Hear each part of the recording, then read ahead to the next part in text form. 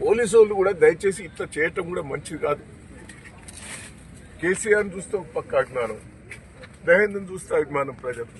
కానీ ఇంత అరాచకాలు చూస్తుంటే నాకైతే ఏమన్నా చెప్పండి, నా కార్యకర్తలకు ఏం జవాబు చెప్పుకోవాలి? కార్యకర్తలకు నేను ఏం జవాబు చెప్తాను? పాపం తెగించి పనిచేసేది ఈ రోజు. జై తెలంగాణ, జై తెలంగాణ, జై తెలంగాణ, జై తెలంగాణ.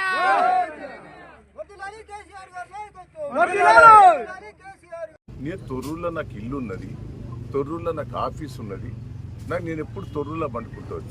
మొన్న తొర్రూరులో ఆఫీసులో నన్ను ఉంటానంటే కూడా నుంచి తీసుకొచ్చి ఇక్కడ పెట్టారు, నర్సులపేట తీసుకొచ్చారు.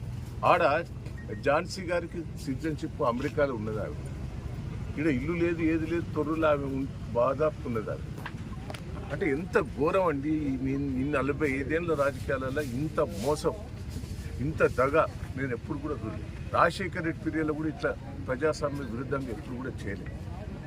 కానీ ఇప్పుడు ఎందుకో ప్రజాస్వామ్య విరుద్ధంగా నాకు రాజకీయాలలో ఈ కక్ష సాధింపులు చేయటం వల్ల రాజకీయాల్లో ఉండాలన్నా తప్పుకోవాలన్నా ఏంది ఇంత గోస? ఏందండి? ప్రజలు నాకు పట్టం కట్టారు. సర్పంచ్ ఎన్నికలలో మెజార్టీ సీట్లు ఇచ్చారు. నేను 46,000 ఓడిపోతే నాకు 2,000 లీడ్ ఇచ్చిన సర్పంచ్ ఎన్నికలు. పెద్ద పెద్ద గ్రామ పంచాయతీలని నన్నే గెలిపించారు. ఏదైనా మున్సిపాలిటీ కూడా మెజార్టీ వచ్చింది. ఇంత ప్రజాస్వామ్యంగా వచ్చిన దాన్ని ఇంత దౌర్జన్యంగా చేస్తాం నాకైతే బాధ ఉన్నది, నాకు ఏడుపు వస్తున్నది. అసలు రాజకీయాల్లో ఉండాలన్నా, రాజకీయాల నుంచి తప్పుకోవాలన్నా అనిపిస్తుంది నాకైతే.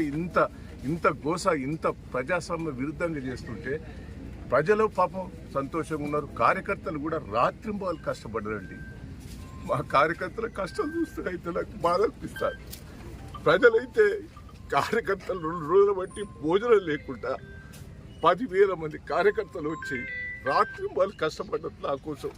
నేను ఏం చెప్పాలి, ఏందైనా చెప్పాలి?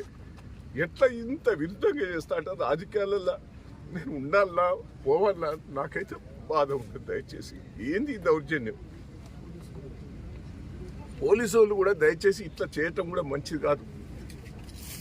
కేసీఆర్ చూస్తే ఒక పక్క అభిమానం, దహేంద్రని చూస్తే అభిమానం ప్రజలు. కానీ ఇంత అరాచకాలు చూస్తుంటే నాకైతే ఏమన్నా చెప్పండి, నా కార్యకర్తలకు ఏం జవాబు చెప్పుకోవాలి? కార్యకర్తలకు నేను ఏం జవాబు చెప్పాలి? పాపం తెగించి పనిచేసేది ఈ రోజు. జై తెలంగాణ.